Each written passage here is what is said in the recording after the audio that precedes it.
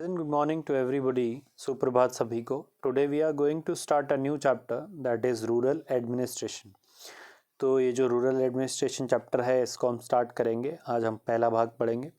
इस चैप्टर में हमने गांव के इलाकों में किस प्रकार से जो लैंड है, जो ज़मीन है, उसका लेखा जोखा रखा जाता है, कैसे लैंड रिकॉर्ड्स को मेंटेन करते हैं, कौन मेंटेन करता है, और अगर कोई विवाद हो जाए तो उसमें जो अलग अलग एजेंसी है, जैसे पुलिस है या डिस्ट्रिक्ट एडमिनिस्ट्रेशन है या ब्लॉक एडमिनिस्ट्रेशन है, उसका क्या काम है. So through the medium of a story of Mohan, let us understand more about rural administration. A quarrel in the village. तो एक लड़ाई हो गई है गांव में. आइए इस कहानी को देखते हैं, उसके बाद और जानने का प्रयास करेंगे कि कैसे जो हमारा रूरल एडमिनिस्ट्रेशन है वो मैनेज होता है. Mohan is a farmer. His family owns a small agricultural field which they have been farming for many years. तो मोहन जो है वो एक छोटा किसान है जिसके परिवार के पास एक ज़मीन है जिस पे वो कई सालों से खेती कर रहे हैं. Next to his field is Raghu's land which is separated from his by a small boundary called bund. तो मोहन के खेत के बगल पे एक किसका खेत है? रघु का. और उन दोनों के खेत को जो सेपरेट कर रही है एक छोटी सी बाउंड्री, उसको कहा गया है बंद. One morning Mohan notice that Raghu has shifted the बंद बाय अ फ्यू फीट. एक सुबह मोहन ये नोटिस करता है कि रघु ने इस बाउंड्री को मेरी तरफ शिफ्ट कर दिया है, यानी कि मेरे खेत का कुछ हिस्सा अपने खेत में मिला दिया है.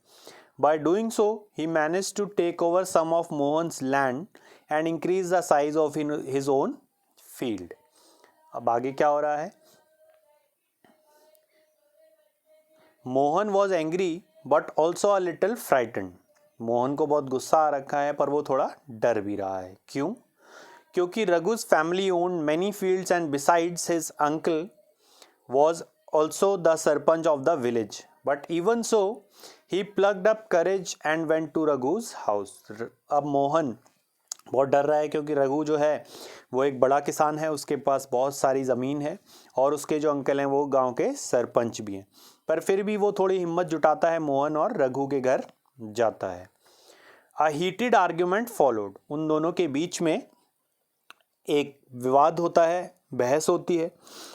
Raghu refuse to accept that he had move the bund. Raghu ये बात मानने से इनकार कर देता है कि उसने इस बंद को, जो बाउंड्री है उनके खेतों के बीच में, उसको हिलाया है. He called one of his helpers and they began shouting at Mohan and beating him up. वो अपने एक नौकर को, एक हेल्पर को बुलाता है. रघु और मोहन की दोनों लोग मिलकर पिटाई कर देते हैं. The neighbours heard the commotion and rush to the spot. So what happened next is he was badly hurt on his head and hand. तो इस जो वहाँ पे बहस होती है और जो मोहन को पीटा जाता है उसमें उसके सर पे और उसके हाथ पे काफ़ी चोट आ जाती है. He was given first aid by one of his neighbors. उसको उसके पड़ोसी के द्वारा फर्स्ट एड दिया जाता है, प्राथमिक उपचार दिया जाता है. His friend who also ran the village post office suggested that they go to the local police station and file a report. तो मोहन का दोस्त जो कि पोस्ट ऑफिस में काम करता था, वो ये सुझाव देता है कि उनको पुलिस स्टेशन जाना चाहिए और एक रिपोर्ट दर्ज करानी चाहिए. ठीक है, तो यहाँ पर लोकल पुलिस स्टेशन लिखा है, ध्यान से पढ़ेंगे. Others were doubtful if this was a good idea because they felt they would waste lot of money and nothing would come out of it. पर बाकी लोगों को ये जो सुझाव था कि पुलिस स्टेशन में जाकर रिपोर्ट लिखानी चाहिए वो ज़्यादा पसंद नहीं आता है. उनको लगता है कि ये पैसा और समय दोनों का वेस्टेज है और इससे कोई फ़ायदा नहीं होगा. Some people said that Raghu's family would have already contacted the police station. कुछ लोग कहते हैं कि रघु की फैमिली ने शायद पुलिस स्टेशन में कॉन्टैक्ट कर लिया होगा. After much discussion, it was decided that Mohan would go to the police station along with some of the neighbors who had seen the incident. आखिरी में डिसाइड करते हैं मोहन और उसके आसपास के लोग कि मोहन पुलिस स्टेशन जाएगा अपने कुछ पड़ोसियों के साथ जिन्होंने इस घटना को होते हुए देखा है. किस घटना को? जिसपे मोहन शिकायत करने जाता है और उसको पीटा जाता है। अब area of the police station, हर एक पुलिस स्टेशन का एक एरिया होता है। हमारे यहाँ पर भी आप लोगों ने देखा होगा एक पुलिस स्टेशन है। So every police station has its own area of jurisdiction, जो कि उसके कंट्रोल में होता है और वहाँ पे होने वाली सभी घटनाएं, सभी वारदातों की जानकारी वहाँ पर दर्ज होती है। On the way to the police station one of the neighbours asked, तो पुलिस स्टेशन जाते हुए एक पड़ोसी ने पूछा, why don't we spend some more money and go to the main police station in the town, हम कुछ और पैसा खर्च करके मेन पुलिस स्टेशन जो कि शहर में है उसमें क्यों नहीं जा सकते। अब एक दूसरा व्यक्ति आंसर दे रहा है, it is not a question of money, ये पैसे का सवाल नहीं है। We can register the case only in this police station because our village comes in its area of work, explained Mohan. Mohan कह रहा है कि ये पैसे की बात नहीं है, हमें उसी पुलिस स्टेशन में अपनी रिपोर्ट दर्ज करानी है जो हमारे एरिया में आता है, या हम जिस पुलिस स्टेशन के एरिया में आते हैं, हर एक पुलिस स्टेशन का अपना एक डिफाइंड एरिया होता है। Next, what is happening, they reach the police station. Every police station has an area that comes under its control. All person in that area can report cases or inform the police about any theft, accident, injury, fight, etc.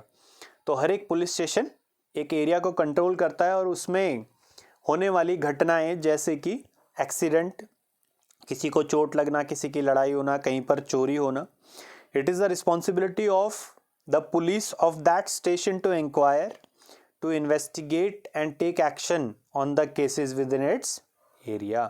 उसके area में पड़ने वाले सभी cases की inquiry, investigation और registration वही police station करता है। अब कुछ सवाल हैं आपकी किताब में जो आपके लिए हैं, यानी कि जो कहानी या चैप्टर पे बेस्ड नहीं है। Question number 1, if there is a theft in your house, which police station would you go to register your complaint? अगर आपके घर पे चोरी होती है तो आप किस पुलिस स्टेशन में जाएंगे? You will go to the police station which is nearest, जो घर के सबसे पास है उस पुलिस स्टेशन में। Question number 2, what was the dispute between Mohan and Raghu? Mohan और रघु के बीच में क्या विवाद था? मोहन और रघु के बीच में लैंड डिस्प्यूट था, because Raghu has changed the area of his land, increased the area of his land and taken some part of the land of Mohan. Question number 3, why was Mohan worried about picking a quarrel with Raghu? Mohan Raghu के साथ लड़ाई क्यों मोल नहीं लेना चाहता था? क्योंकि रघु एक अमीर किसान है, उसके पास बहुत पैसा और ज़मीन है, उसके साथ साथ उसके अंकल गांव के सरपंच भी हैं। Question number 4, some people said Mohan should report the matter to the police station and others said he should not. What were the arguments they gave? कुछ लोगों ने कहा उसको पुलिस स्टेशन नहीं जाना चाहिए क्योंकि एक वेस्ट ऑफ टाइम है, इससे कोई फ़ायदा नहीं होगा, और कुछ लोगों ने कहा कि उसको पुलिस स्टेशन जाना चाहिए, उससे ही उसकी जो प्रॉब्लम है उसका समाधान हो पाएगा। तो अब आगे क्या हो रहा है हमारी कहानी में उसको देखते हैं। When they reached the police station, Mohan went to the person in charge. जब वो पुलिस स्टेशन पहुँचे तो वो उस पुलिस स्टेशन का जो इंचार्ज है, जिसको हम SHO स्टेशन हाउस ऑफिसर के नाम से भी जानते हैं, उनके पास पहुँचे और उनको अपनी कहानी बताई। He told him what had happened. He also said that he wanted to give the complaint in writing. The SHO rudely brushed him aside. SHO ने गुस्से से उसको कहा, he could not be bothered to waste his time writing down minor complaints. उनके पास इतना समय नहीं है कि वो सब हर एक व्यक्ति की छोटी छोटी कंप्लेंट्स को रिटन में लिखें। आगे क्या हो रहा है? Then investigating them, और उनको इन्वेस्टिगेट करने के लिए इतना टाइम नहीं है उनके पास। Mohan showed him his injuries but the SHO did not believe him. Mohan उसको अपनी चोटें दिखाता है SHO को कि रघु और उसके लोगों ने मुझे इतना पीटा है, पर वो उस पर विश्वास नहीं करते। Mohan was puzzled and he did not know what to do. अब मोहन को नहीं पता था कि उसको आगे क्या करना चाहिए। He was not sure why his complaint was not being recorded. उसको ये भी नहीं पता था कि उसकी कंप्लेंट क्यों नहीं लिखी जा रही है। He went and called his neighbours in to the office. वो बाहर गया और अपने जो पड़ोसी जो उसके साथ आए थे उसने अंदर बुला लिया। They argued strongly that Mohan has been beaten up in front of them and they had they not rescued him he would have been killed. तो वो पुलिस के सामने अपनी सारी बातें रखते हैं कि उसको बहुत बुरी तरह पीटा गया है और बहुत ज़्यादा इंजरी भी उसको हो सकती थी अगर वो उसको नहीं बचाते। They insisted that the case be registered. और वो ये सभी लोग मिलकर दबाव बनाने का प्रयास करते हैं एसएचओ पे कि उनकी कंप्लेंट लिखी जानी चाहिए। Finally the officer agreed. और अंत में ऑफिसर जो एसएचओ हैं वो मान जाते हैं। He asked Mohan to write down his complaint and told the people that he would send a constable the next day to investigate the incident। वो रिपोर्ट लिख लेते हैं और बोलते हैं कि अगले दिन मैं एक कांस्टेबल एक पुलिसमैन भेजूंगा इस केस की इन्वेस्टिगेशन करने के लिए। Next what happens is let's look at some of the facts regarding the police and specifically the Uttarakhand police because we live in the state of Uttarakhand. So let's get some information. First of all, what is an FIR? An FIR is the first information report। किसी भी घटना के घटित होने की जो जानकारी होती है और जिसको दर्ज किया जाता है पुलिस के द्वारा उसको कहते हैं FIR। The SHO is the incharge of a police station। जो स्टेशन हाउस ऑफिसर हैं वो इंचार्ज होते हैं किसी भी पुलिस स्टेशन के। The incharge of all police stations in a district is the superintendent of police, जिसको हम SP के नाम से भी जानते हैं। तो किसी जिले में किसी डिस्ट्रिक्ट में सभी जो पुलिस स्टेशन है उनके इंचार्ज होते हैं सुपरिटेंडेंट ऑफ पुलिस SP। तो अब सवाल आता है कि हमारा जो जिला है हमारा जो डिस्ट्रिक्ट है रुद्रप्रयाग उसके सुपरिटेंडेंट ऑफ पुलिस कौन है। So he is Shri Navneet Singh Bhullar who is the present superintendent of police of Rudraprayag, and Shri Anil K. Raturi is the present DGP of Uttarakhand Police। The DGP or Director General of Police is the highest police officer in a state, and Shri Anil K. Raturi is the present DGP of Uttarakhand। So this is all for today's class।